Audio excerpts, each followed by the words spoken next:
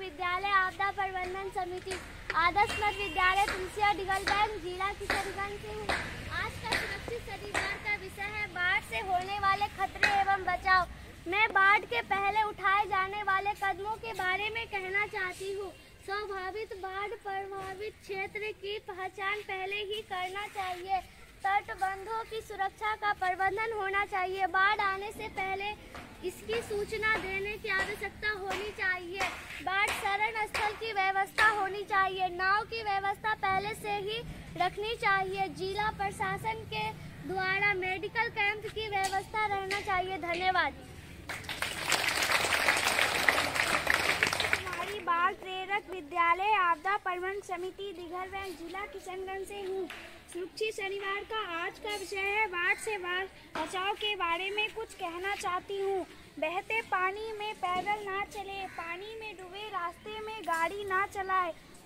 बढ़ते पानी में आपकी गाड़ी अगर रुक जाए तो तुरंत गाड़ी छोड़कर एक ऊंचे इलाके की ओर जाए। गिरे हुए बिजली के तार से बहुत सावधान रहे। सांप तथा अन्य जानवर आपके घर में घुस सकते हैं, उसको वहाँ मार दे। धन्यवाद। आपदा प्रबंधन समिति सदस्य दिघलबैंक जिला किशनगंज से हूँ। सुरक्षित शनिवार का आज का विषय बाढ़ से बचाव है। मैं बाढ़ नियंत्रण के बारे में कुछ कहना चाहता हूँ। नदियों के ऊपरी जल संग्रहण क्षेत्रों में सघन वृक्षारोपण किया जाना चाहिए। मैदानी क्षेत्रों में अनुपयुक्त भूमि पर जल संग्रहण करना चाहिए। नदियों के किनारों की भूमि पर मानवीय बस्तियों के अतिक्रमण पर रोक लगाई जानी चाहिए। नदियों के जल संग्रहण क्षेत्रों में वन विनाश को नियंत्रित करना चाहिए। धन्यवाद। मैं बाढ़ से सुरक्षा हेतु कुछ उपाय के बारे में कुछ कहना चाहती हूँ। नदियों के किनारे मजबूत तटबंध बनाना, बंध निर्माण, वनीकरण, वृक्षारोपण, जलग्रहण क्षेत्रों में जनसंख्या जमाव पर नियंत्रण, नदियों के मार्ग में स्थान पर जल एकत्र करने की सुविधा जिससे अचानक बाढ़ आने से रोका जा सके तथा संचलित जल का सिंचाई में या अन्य उपयोग हो सके। सूचना तंत्र को सुदृढ़ करना। धन्यवाद।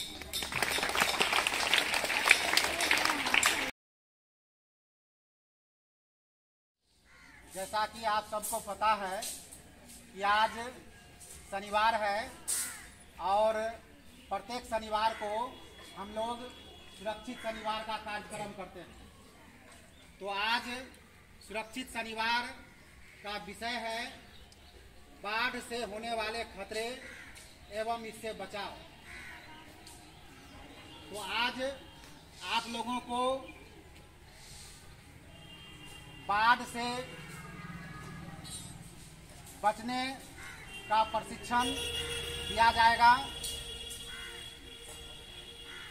सारी जानकारी आप लोग को मिलेगी और इससे संबंधित आप लोगों को मॉक ड्रिल भी कराया जाएगा। तो 3 स्थिति का हम लोग विस्तार पूर्वक चर्चा करेंगे। बाढ़ से पहले, बाढ़ के समय और बाढ़ के बाद की स्थिति में कैसे हमको बचाव कार्य करना है, इसके लिए आप लोग को आज प्रशिक्षण दिया जाएगा। बिहार भारत का सर्वाधिक बाढ़ग्रस्त राज्य है, ये आप लोग जानते हैं। जहां राज्य के कुल आबादी के 76% लोग बाढ़ आवर्ती क्षेत्र में रहते हैं। कुल भौगोलिक क्षेत्र का 73% यानी लगभग 68,800 वर्ग किलोमीटर बाढ़ प्रभावित क्षेत्र में आता है। बिहार का मैदानी इलाका जो नेपाल के साथ जुड़ा हुआ है, इसमें खासकर इन क्षेत्रों में ज्यादा बाढ़ आती है और नेपाल के मध्य इलाकों से बहुत सारी नदियां निकलती है जो हमारे राज्य से होकर जाती है, जैसे कोसी, गंडक, बूढ़ी गंडक, कमला, बलान, बागमती।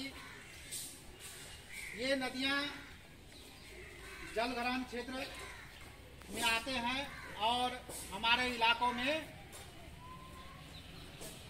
बाढ़ का प्रकोप उठाते हैं। 2008 में आप लोग देखे होंगे कि हमारे बिहार में बाढ़ आया था, जिसमें 18 जिले प्रभावित हुए थे और कुल 434 लोग इस बाढ़ में मारे गए थे। 845 पशु भी इस बाढ़ में मारे गए थे। तो बाढ़ से बचाव की सारी जानकारी हम लोगों को रखनी है, क्योंकि हम लोगों का क्षेत्र बाढ़ प्रभावित क्षेत्र में आता है। तो ध्यान से आप लोग सुनिए। सबसे पहले बाढ़ से पूर्व हम क्या तैयारी रखेंगे, क्या क्या तैयारी रखनी है।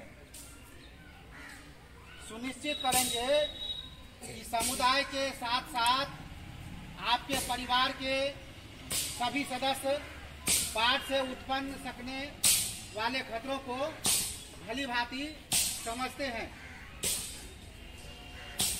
अत्यधिक वर्षा होने की स्थिति में स्थानीय प्रशासन और सूचना माध्यमों द्वारा प्रसारित चेतावनियों को ध्यान पूर्वक सुनेंगे और इनका अक्षरशः अनुपालन करना है।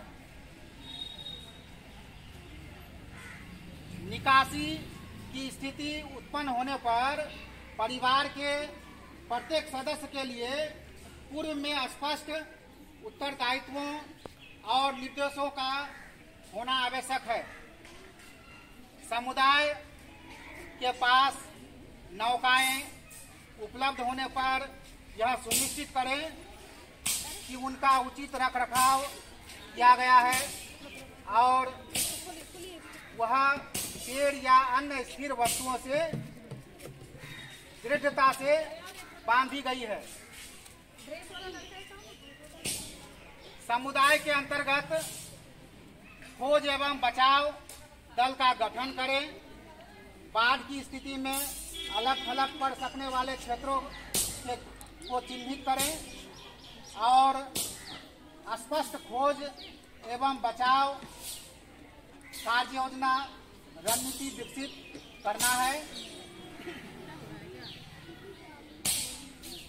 बाढ़ की अवधि में उसके एकदम बाद जीवन यापन के लिए परिवार स्तर पर या बाढ़ से पहले हम लोगों को कुछ तैयारी करके रखनी है। सबसे पहले हम लोगों को अपने घर में आपातकालीन किट, ये देख रहे हैं ना, इसको देख रहे हैं, एक आपातकालीन किट बना के रखेंगे। आपातकालीन किट में क्या क्या रखना है, जैसे आपातकालीन किट में यह सूची हम बनाए हैं। आपातकालीन में किट में क्या क्या होना चाहिए। एक छोटा रेडियो होना चाहिए ताकि हम कोई भी सूचना आए बाढ़ संबंधी तो उसको जान जाएं। उसके बाद आपातकालीन किट में टॉर्च होना चाहिए, बैटरी होना चाहिए, मजबूत रस्सी होना चाहिए, माचिस की डिबिया होनी चाहिए, मोमबत्ती होनी चाहिए, पानी का बोतल होना चाहिए, सूखा भोजन।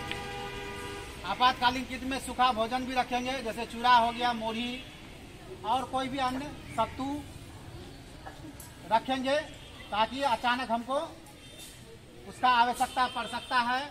और एक इम्पोर्टेंट सबसे है क्या, ORS पैकेट रखना है। इसका बहुत जरूरी पड़ता है। उसके बाद एक अलग किट बनाएंगे। ये क्या है देख रहे हैं ना, प्राथमिक उपचार किट। प्राथमिक उपचार किट में आवश्यक दवाइयों को रखेंगे। क्या करना है, आवश्यक दवाई रखना है, जैसे सर्दी, खांसी, पेचिश, सर दर्द, बुखार जैसे सामानों को इसमें रखेंगे। ये देख रहे हैं ना, इसमें जो है बहुत सारा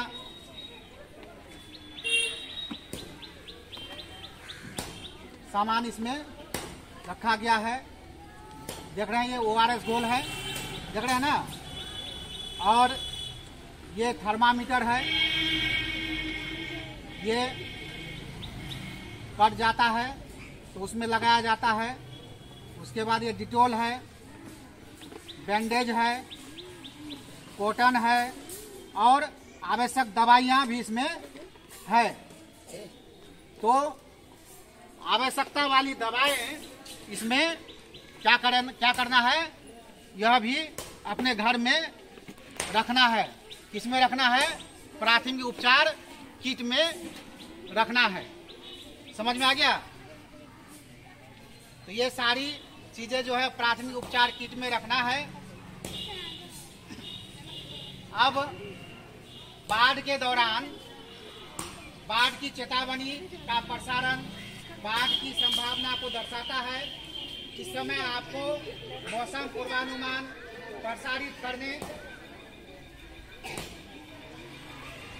एवं आपके क्षेत्र से संबंधित जानकारियां देने वाले रेडियो टेलीविजन कार्यक्रमों को देखना सुनना चाहिए एवं त्वरित बाढ़ के प्रति सतर्क रहते हुए किसी भी क्षण घर छोड़ने के लिए मानसिक रूप से तैयार रहना चाहिए। त्वरित बाढ़ की आशंका पूर्वानुमान होने पर चेतावनी मिलने पर स्वयं को बचाने के लिए तत्परता दिखाना चाहिए।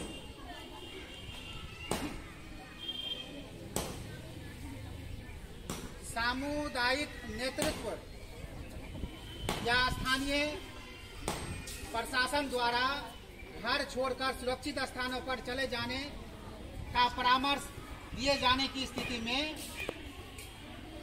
समुदाय द्वारा पूर्व में बनाई गई कार्य योजना अनुरूप प्रतिक्रिया की जानी चाहिए। घर छोड़ने की स्थिति में कौन सा कार्य अवश्य करना चाहिए, जैसे अपनी बहुमूल्य वस्तुओं, अभिलेखों और अन्य को इकट्ठा कर सुरक्षित स्थान पर रखना चाहिए। फर्नीचर और अन्य निजी वस्तुओं को बाढ़ के संभावित स्तर से ऊपर रखें। रसोई गैस, बिजली और पानी की आपूर्ति स्रोत को बंद कर दें। घर के सभी दरवाजे एवं खिड़कियों को मजबूती से बंद करें।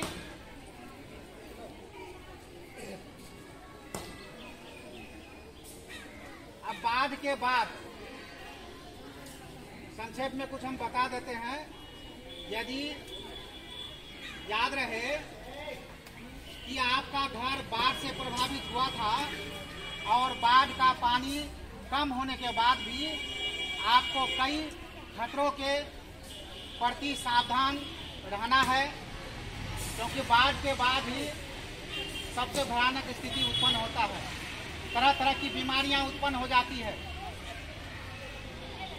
पूरा गंदगी फैल जाता है और आवागमन के रास्ते बिल्कुल बाधित हो जाते हैं। देखते हो ना, पिछला जो बाढ़ आया था, जितनी भी सड़कें हैं, खासकर कच्ची सड़कें, सभी जो है क्या हुआ था, कट गया था। तो स्थिति बाढ़ के बाद बहुत विचित्र हो जाती है। उस समय भी हमको बहुत सावधानी बरतने की आवश्यकता है, क्योंकि बीमारियां बहुत ज्यादा फैलती है। तो बाढ़ के समय अब भविष्य में बाढ़ और इसके प्रभावों से स्वयं को सुरक्षित कैसे करें, इसके लिए बाढ़ के समय और उसके बाद की घटनाओं की विवेचना के लिए समुदाय में चर्चा करें और इसके लिए बैठक आयोजित करें, गलतियों पर चर्चा करें और इससे सीखने का प्रयास करें। क्या हम कि बाढ़ जो आया इसके दौरान हमसे क्या गलती हुई, उससे हम सीखने का प्रयास करेंगे, क्योंकि दोबारा बाढ़ आने पर वह गलती और नहीं दोहराया जाए। विवेचना करेंगे कि कहाँ क्या गलत हुआ, क्या परेशानियां उत्पन्न हुई एवं कहाँ और कैसे सफलता मिली। अगली बाढ़ का सामना करने के लिए बनाई जा रही कार्य योजना में सभी सुझावों का समावेश करेंगे। ठीक है, तो जो भी बातें आप लोग को बताई गई उसका आप लोग ध्यान रखेंगे। समझ गए? चलिए, धन्यवाद।